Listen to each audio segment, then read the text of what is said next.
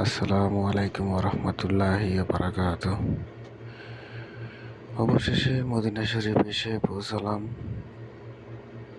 এই হচ্ছে মদিনা শরীফ, আপনাদের সামনে দেখানোর চেষ্টা করতেছি। তো চলেন সবাই দেখেন।